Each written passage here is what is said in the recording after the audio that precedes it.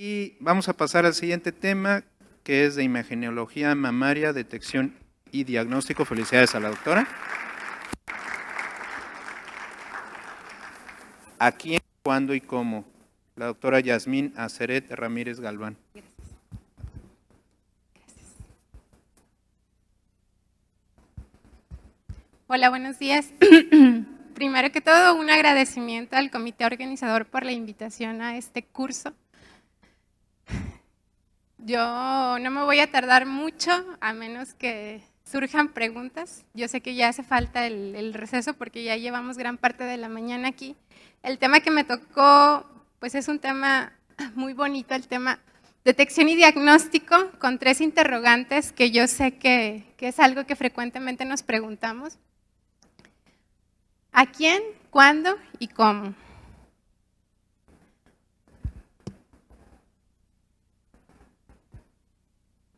Bueno,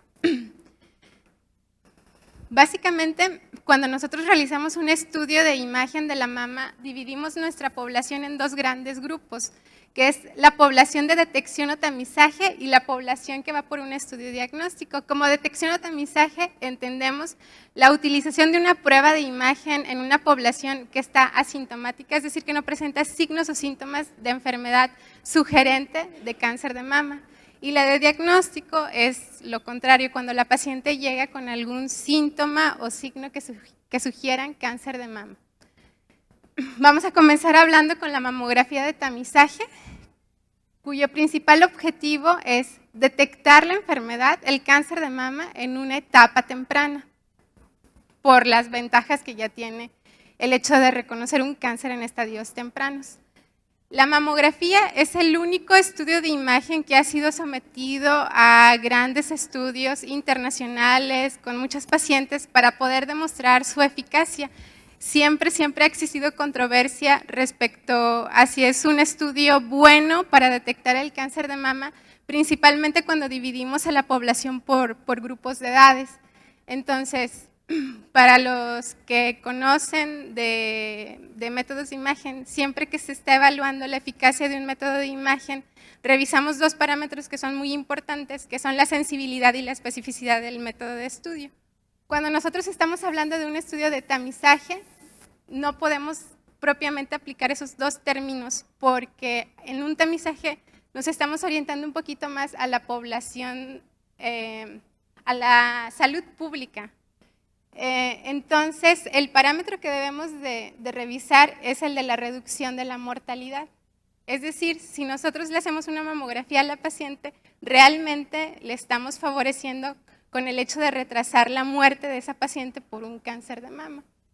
Y en base a este punto, dependiendo de la bibliografía que ustedes revisen, tenemos que la mamografía reduce la tasa de mortalidad por cáncer de mama entre un 15 y un 45%, que es un porcentaje que se considera bueno y es la razón por la que es el único método para tamizar el cáncer de mama. A mí me parece también que es muy importante que conozcamos que de las pacientes que mueren por cáncer de mama, hasta el 71% no contaban con tamizaje, o no se habían realizado nunca una mamografía, o no la realizaban de la manera en que debe de ser, y como debe ser ahorita lo vamos a revisar.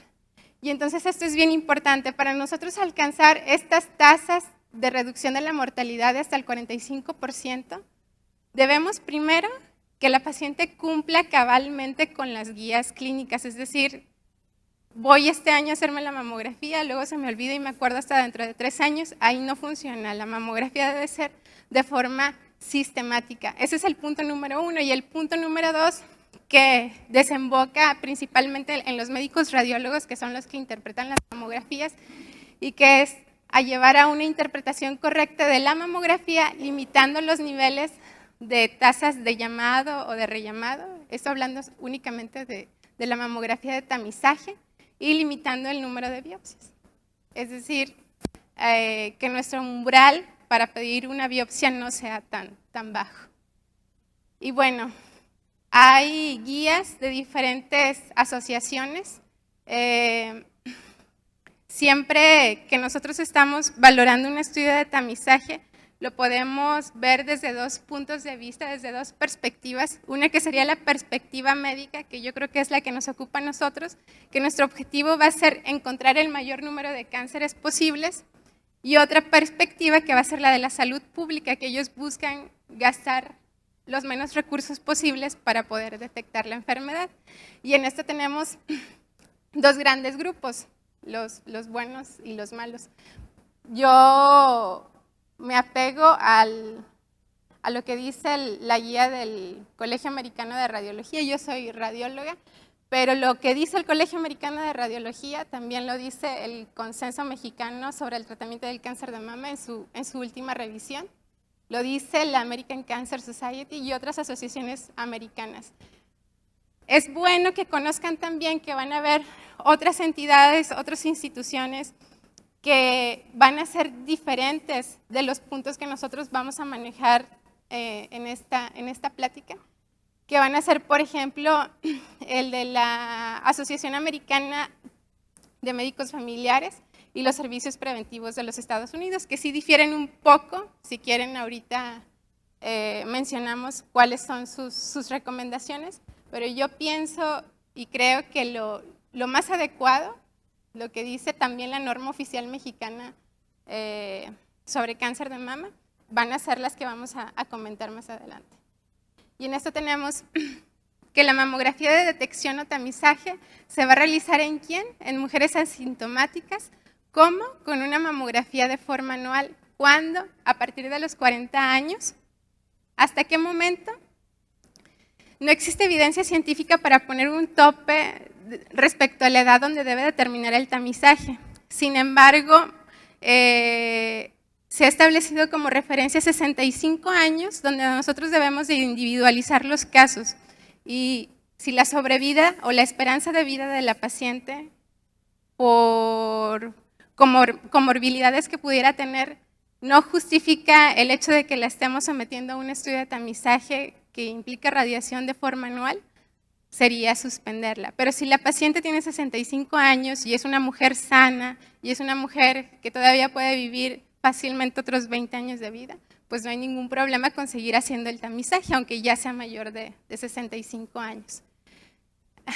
Dentro del mismo grupo de tamizaje, pero hablando de un sector de la población diferente, que es este grupo que tiene un riesgo para padecer cáncer de mama mayor a la población promedio, se va a manejar un poquito diferente. ¿Quiénes están incluidas en este grupo? Por ejemplo, las mujeres que tienen confirmada una mutación en los genes BRCA1 o BRCA2, mujeres con algún síndrome genético de los que ya revisamos temprano en la mañana, pues Jäger, enfermedad de Cowden, pacientes que al hacerles el cálculo para ver el riesgo que tienen de padecer cáncer de mama en su vida, utilizando como por ejemplo los modelos de Gail y Klaus, que el riesgo sea mayor del 20%, mujeres que en su juventud, entre los 10 y 30 años, hayan recibido radiación de tórax, o pacientes que ya han tenido previamente una neoplasia donde se ha confirmado, una biopsia donde se ha confirmado una neoplasia lobular, una hiperplasia ductal atípica, un carcinoma ductal in situ, cáncer de mama o cáncer de ovario. En ellas el tamizaje va a ser con mamografía anual. ¿Cuándo? En las que tienen mutación de BRCA, en las que tienen un síndrome genético que se asocia a cáncer de mama, y las que tienen un riesgo mayor al 20%, se debe de hacer a partir de los 30 años o 10 años antes del diagnóstico de cáncer de mama en su familiar de primer grado. Por decir, si se lo diagnosticaron a los 37 años a una mujer, su hija debería de empezar más o menos a los 27 años, pero nunca bajando de los 25 años de edad. En las mujeres que se sometieron a radiación en tórax, 8 años después de haber terminado la radiación, igual del mismo modo, sin bajar de los 25 años de edad. Y en las mujeres que ya tienen confirmada alguna hiperplasia ductal o que han tenido cáncer de ovario, a partir del diagnóstico sin importar la edad que tenga la paciente. En este mismo grupo de pacientes no existe la evidencia científica de nivel 1 como está demostrada con la utilización de la mamografía. Sin embargo, sí existe evidencia útil que nos dice que en estas pacientes podemos utilizar la resonancia magnética y que va a tener más o menos las mismas aplicaciones. O sea, lo ideal sería que en las pacientes de alto riesgo nosotros las estuviéramos vigilando o tamizando con mamografía y resonancia magnética. La mamografía diagnóstica, ¿a quiénes se las vamos a realizar? Bueno, a aquellas pacientes que tengan alguna anormalidad palpable, secreción sanguinolenta, cambios en la piel, anormalidad detectada en una mamografía de tamizaje o un hallazgo probablemente benigno en una mamografía previa. ¿Cómo vamos a hacer la vigilancia o el estudio de estas pacientes? Con mamografía y o ecografía. ¿Cuándo? Pues si es alguna de estas primeras tres, que son signos altamente sugestivos de cáncer de mama, pues sería de forma inmediata la realización del estudio. Y ya en los últimos, que es cuando nosotros encontramos alguna anormalidad en una mamografía de tamizaje o que previamente ya habíamos categorizado a la paciente como un BRAF 3, tendríamos que hacer la mamografía y o la ecografía entre 6, 12 y 24 meses, dependiendo del tiempo que tenga la paciente en vigilancia. Este es un punto bien importante que hace un momento comentó mi colega, del tipo de densidad. Esto es algo que sí quisiera que se lo llevaran.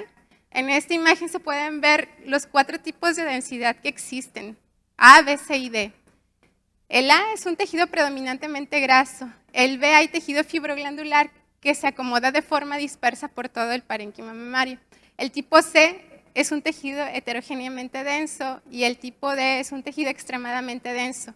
Cuando nosotros vemos pacientes como las primeras dos, es muy fácil detectar una anormalidad porque la mama es predominantemente grasa y las lesiones saltan a la vista. Con estas pacientes, la sensibilidad de la mamografía alcanza hasta el 95%, o sea, es difícil tener un estudio que nosotros damos como negativo y que en realidad la paciente tenga un cáncer de mama. Pero cuando nosotros tenemos unas pacientes como un C y un D, ahí sí es bien arriesgado que nosotros digamos que no hay ningún hallazgo de sospecha con la seguridad o la certeza de que realmente no hay nada. Porque en estas pacientes la sensibilidad de la mamografía baja hasta un 68%. Y es en este grupo de pacientes donde nosotros debemos de utilizar algún otro método de imagen que pudiera contrarrestar esta circunstancia de la densidad mamaria.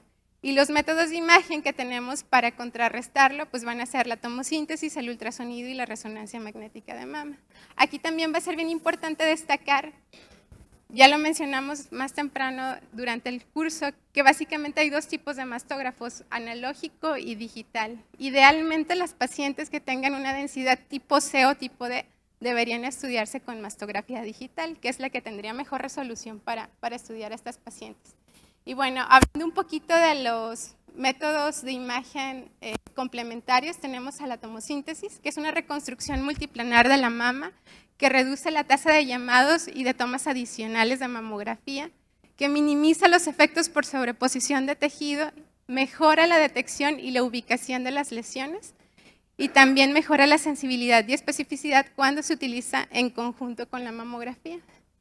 Aquí nada más para que vean básicamente cómo se vería unas imágenes de tomosíntesis, cómo podemos definir mejor los bordes de una lesión. El ultrasonido, bueno, es una herramienta complementaria que no utiliza radiación, barata y accesible, muy útil en mamas densas, donde detecta un mayor número de cánceres pequeños si lo comparáramos con la mamografía sola.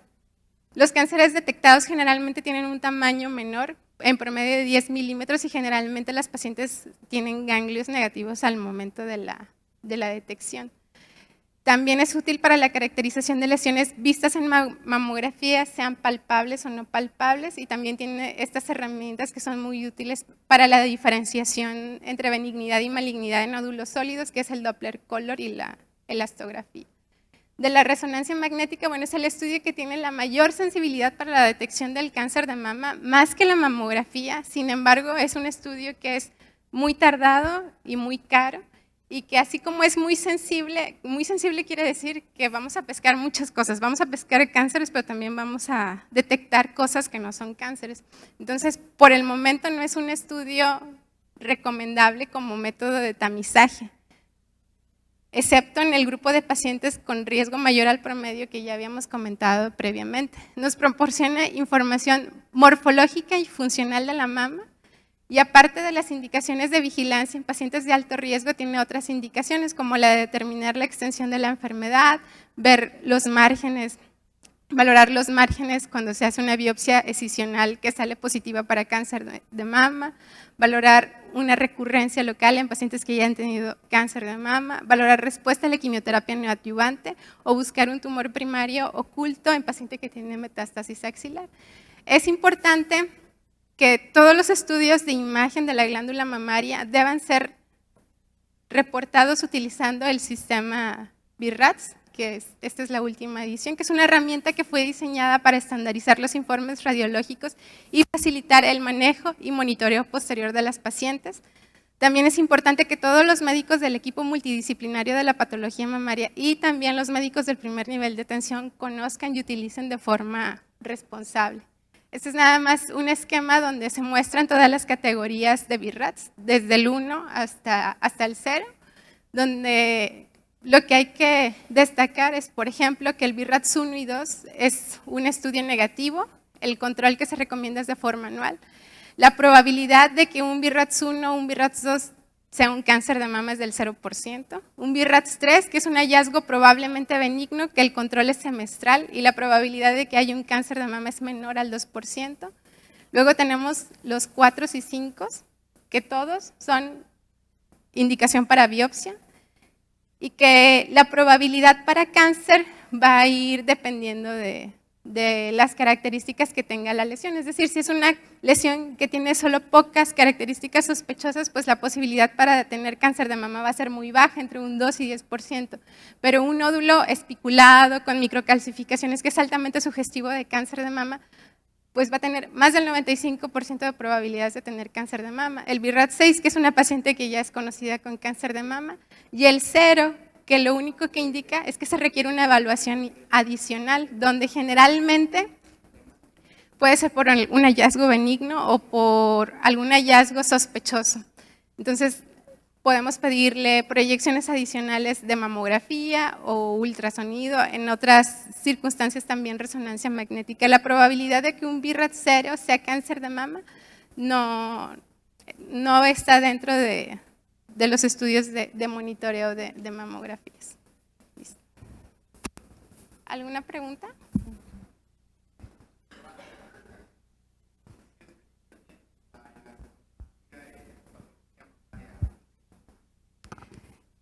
Es una herramienta de ultrasonido que es muy buena porque nos permite diferenciar entre lesiones que son duras de lesiones que son blandas.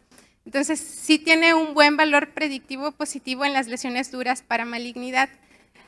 El problema viene, por ejemplo, con algunos cánceres raros, algún cáncer medular, algún cáncer mucinoso que propiamente no son tumores duros, donde la elastografía se va a ver o se va a comportar como si fuera una lesión benigna, cuando en realidad no es benigna. Y ahí es donde nos tenemos que fijar más en las características morfológicas, aunque veamos que la elastografía sale dentro de los parámetros normales. Bueno, un aplauso a la doctora Ramírez. Tenemos un receso, lo vamos a recortar un poquito por el tiempo.